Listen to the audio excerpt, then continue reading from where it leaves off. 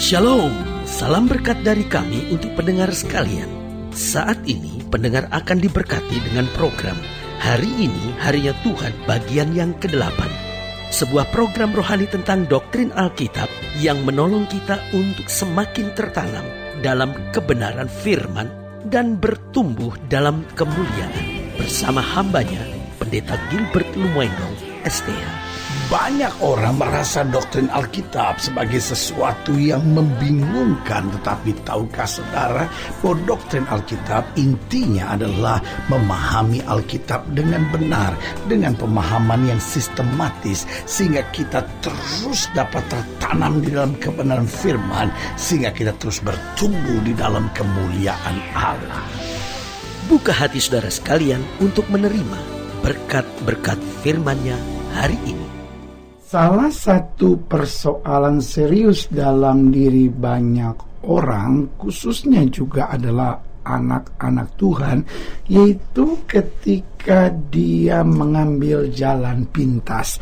Memang selalu saya ingatkan bahwa hidup Kristen tidak mudah. Hidup Kristen memang tanggung jawabnya berat. Hidup Kristen memang tugasnya tidak ringan, saudara-saudara. Tetapi satu yang kita mengerti, bahwa Allah tidak pernah memberikan pencobaan lebih daripada kemampuan anak-anaknya.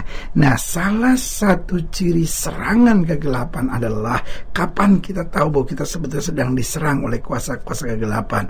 Ketika di pikiran kita, di otak kita sudah ada pikiran, sudah jalan pintas saja. Artinya begini, saya tahu sih ini salah, tetapi ya saya dalam kondisi terjepit. Nah, ini dia. Saya tahu bercerai itu salah, tapi saya udah nggak ada pilihan lain. Suami saya terlalu kasar, istri saya terlalu cerewet. Ini kan, saya tahu sih pendeta, tinggalkan pelayanan itu nggak boleh, tetapi saya udah nggak kuat, saya udah diomongin orang terus, saya mau lari saja. Nah, ini dia. Saya tahu sih pendeta, bunuh diri itu nggak benar, tetapi saya udah betul-betul merasa nggak ada jalan. Udahlah, mati aja lebih baik buat saya. Saudaraku yang kasih dalam Tuhan, you are under attack. Engkau sedang ada dalam serangan kuasa kegelapan, sehingga engkau mengambil jalan pintas. Dan biasanya di tengah situasi seperti ini, akal sehat manusia sudah tidak jalan. Biasanya di saat seperti ini, kebaikan Tuhan dalam hidup kita sudah kita lupakan. Makanya Daud berkata, hai jiwaku, berharaplah kepada Tuhan dan jangan lupakan segala kebaikannya. Nah, biasanya manusia mulai mengambil jalan pintas dengan apa? Yang pertama, minta petunjuk, ramalan-ramalan, mulai lihat apa kata bintang, mulai percaya sama ramalan-ramalan orang. Wah, kamu gak bisa berhasil sebab kamu tusuk sate. Rumah tangga kamu gak bisa bahagia karena kamu sionya sama sio suami kamu gak cocok. Tanggal lahirnya gak cocok, bentuk hidungnya gak cocok. Lalu mulai percaya ramalan-ramalan, mulai percaya sio-sio. Saudaraku yang kekasih dalam Tuhan, ramalan-ramalan itu hanyalah tipuan-tipuan iblis. Karena hidup kita tidak ditentukan dengan sio kita, hidup kita tidak ditentukan dengan di mana kita tinggal, hidup kita tidak ditentukan kapan kita lahir, tapi hidup kita ditentukan oleh iman kita kepada Tuhan, semangat kita untuk bekerja keras, dan karakter kita untuk senantiasa menjadi berkat. Berarti yang pertama, kebodohan kita adalah kita mengambil jalan pintas dengan meminta petunjuk ramalan-ramalan. Dan yang kedua, kita mulai minta kekuatan ekstra. Wah, kelihatannya ini saya kok lemah, saya takut satu saat saya dirampok, saya takut nanti jangan-jangan saya ini sebetulnya sedang dijampi-jampi sama orang. Lalu apa yang terjadi? Wah, dia minta kekuatan ekstra. Ilmunya bernama ilmu putih. Saya bisa dapat perlindungan, di depan toko dipasang cermin. Supaya apa? Supaya kalau orang serang berbalik, dipasang macan sedang menggigit pedang, supaya roh jahat takut. Saudara yang kasih dalam Tuhan, ilmu putih, ilmu hitam, sama-sama setannya, cuman bajunya yang berbeda. Lalu yang ketiga, manusia seringkali mengambil jalan pintas dengan minta petunjuk ramalan-ramalan, jaminan-jaminan dari kuasa kegelapan, lalu minta kekuatan ekstra, lalu kemudian pemaksaan keinginan. Pokoknya, datang ke Mbak Dukun, saya mau suami saya pulang. Bagaimana caranya? Tolong dipanggil dengan roh-roh. Saudaraku yang kasih dalam Tuhan, pokoknya saya mau anak saya sembuh. Lalu mulailah, anak si sembuh. Tetapi nanti ada tumbal sedikit lah yang harus dibayar lah, ya kan? Saudaraku yang kekasih dalam Tuhan, sebagai hamba Allah, saya mau ingatkan, itu pemaksaan keinginan yang menjerumuskan kita. Tidak sedikit orang kaya anaknya jadi gila, tidak sedikit orang yang kemudian anaknya sukses, tetapi kemudian orang tuanya, rumah tangganya sakit-sakitan dan segala sesuatunya. Kenapa? Karena memang ini yang harus dia bayar. Setan tidak pernah kerja gratis, ada tumbal yang harus dia bayar. Dan yang keempat, akhirnya orang mengambil jalan pintas dengan apa? Minta petunjuk, ramalan-ramalan, jaminan-jaminan dari kuasa gelap. Minta apa? Kekuatan ekstra. Minta apa yang saya mau harus terjadi. Dan selanjutnya minta penjagaan serta pembebasan. Ini kok kayaknya rumah kita kok kayaknya panas, tolong dong. Mulai dibakar menyan, mulai ditiup-tiup, dipanggil orang pintar, katanya buang sial, katanya auranya tertutup, makanya belum dapat pasangan teman hidup. Ini dibuka auranya, ada penjagaan, pembebasan. Saudaraku yang kasih dalam Tuhan, sebagai hamba Allah, saya mau ingatkan, kita anak Tuhan, jangan ambil jalan pintas.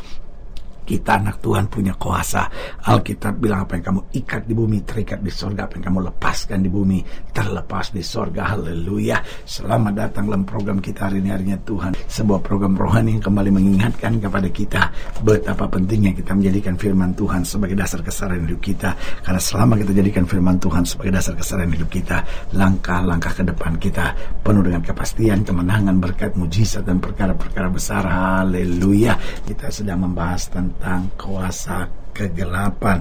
Repotnya dunia modern sekarang bukan hanya teknologi yang ditingkatkan, tetapi kalau kita lihat kerja kuasa-kuasa kegelapan semakin canggih, sehingga dunia modern yang harusnya terbuka matanya untuk keluar dari kuasa kegelapan, malah justru dunia modern sedang mempercayai kuasa-kuasa kegelapan. Ini yang kita mau belajar sama-sama dalam pembahasan tentang kuasa kegelapan dari Ulangan 18 ayat yang ke-9, Ulangan 18 ayat yang ke-9 sampai ayat yang ke-20. Ulangan 18 ayat yang ke-9 sampai 20, demikian firman Tuhan di bawah judul perikop bertenung dan bernubuat. Apabila engkau sudah masuk ke negeri yang diberikan kepadamu oleh Tuhan Allahmu, maka janganlah engkau belajar berlaku sesuai dengan kekejian yang dilakukan bangsa-bangsa itu. Di antaramu janganlah didapati seorang pun yang mempersembahkan anaknya laki-laki atau anaknya perempuan sebagai korban dalam api, ataupun seorang yang menjadi petenung, seorang peramal, seorang penelaah, seorang penyihir. Jadi dari sini kan lihat, peramal, penelaah, ini ilmu putih. Petenung, penyihir, ini ilmu hitam. Alkitab sedang bilang mau ilmu putih, ilmu hitam sama-sama setannya. Ayat yang ke-11, seorang pemantra ataupun seorang yang bertanya kepada arwah atau kepada roh peramal atau yang meminta petunjuk kepada orang-orang mati. Sebab setiap orang yang melakukan hal itu adalah kekejian bagi Tuhan, dan oleh karena kekejian-kekejian inilah Tuhan Allahmu menghalau mereka dari hadapanmu.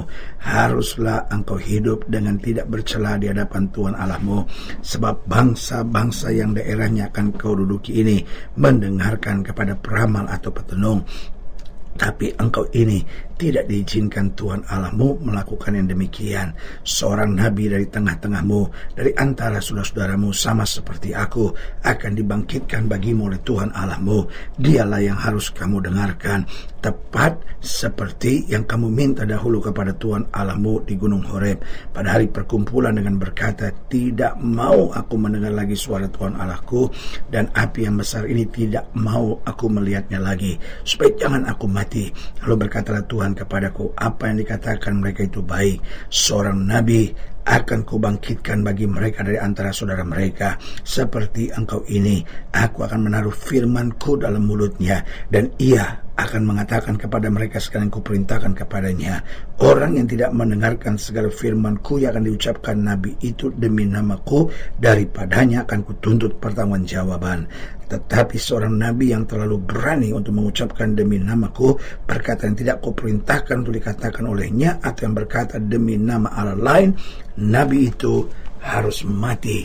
Lihat saudaraku yang kekasih dalam Tuhan, dari sini Alkitab dengan tegas berkata, segalanya itu adalah kekejian bagi Tuhan, karena orang-orang yang berurusan dengan kuasa kegelapan itu yang pertama adalah orang yang hidupnya bodoh. Saya ulangi sekali lagi, orang yang berurusan dengan kuasa kegelapan adalah orang yang hidupnya bodoh. Kenapa orang yang hidupnya bodoh? Karena saudaraku yang kasih dalam Tuhan, the devil never work for free. Kelihatannya untuk sementara segala sesuatunya baik, tetapi harga yang kemudian dia bayar sangat menyakitkan. Yang kedua, saya pelajari orang yang berurusan dengan kuasa kegelapan akan menanggung tumbalnya. Apa artinya hari ini kau tertawa, tapi besok anak-anakmu menderita? Sehingga berani saya katakan bahwa orang-orang yang berurusan dengan kuasa kegelapan adalah orang-orang yang jahat. Kenapa? Karena engkau yang berbuat, anak-anakmu, cucumu, keturunanmu yang akan menanggung akibatnya. Karena Alkitab berkata Tuhan akan membalaskan sampai keturunan ketiga dan keempat. Yang ketiga, orang yang berurusan dengan kuasa kegelapan akan terus hidup dalam kutuk. Kenapa hidup dalam kutuk? Karena Alkitab sudah berkata, jangan kamu sesat, Allah tidak membiarkan dirinya dipermainkan. Dan yang keempat, orang yang berurusan dengan kuasa kegelapan akan masuk dalam alam kebinasaan.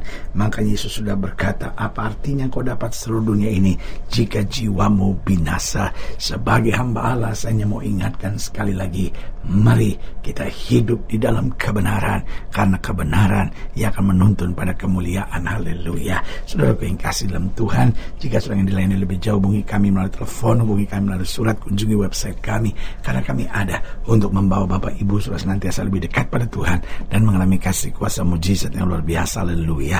Secara khusus melalui program ini juga saya mau berdoa buat setiap saudara yang sakit, setiap saudara yang berbeban berat, karena saya percaya bahwa bagi Allah tidak ada perkara yang mustahil. Nah, saudara-saudara yang didoakan secara khusus, boleh taruh tangan kanan saudara di dada dan kita akan berdoa. Mari kita berdoa. Bapa, dalam nama Yesus, hamba doa buat setiap pendengar sekalian, mereka yang sakit, mereka yang berbeban berat, mereka yang butuh mujizat, mereka yang butuh kemenangan. Hamba berdoa di dalam nama Yesus, Tuhan jamah anugerah kasih karunia kuasa berkat Tuhan yang berkelimpahan boleh terus dicurahkan. Bahkan hamba doa buat mereka yang taruh tangan kanannya di dada, di dalam nama Yesus, anugerah kuasa berkat Tuhan boleh terus dicurahkan. Bahkan mereka yang terikat dengan kuasa-kuasa kegelapan dibebaskan, sehingga mereka menerima anugerah yang sempurna. Di dalam nama Yesus kami berdoa, dan kami mau hidup hanya mengandalkan Tuhan saja. Haleluya. Haleluya. Amin. Saudara yang kasih dalam Tuhan, kita sudah berdoa. Ingat, Allah tidak pernah lalai menepati janjinya. Inilah saatnya buat kita untuk bangkit bersemangat, bersukacita dalam menghadapi segala perkara. Karena kita tahu Yesus hidup, Yesus berkuasa dan selalu menyediakan terbaik buat anak-anaknya. Doa saya menyertai saudara. Sampai berjumpa pada program berikut, dan jangan lupa jadikan hari ini harinya Tuhan. Haleluya.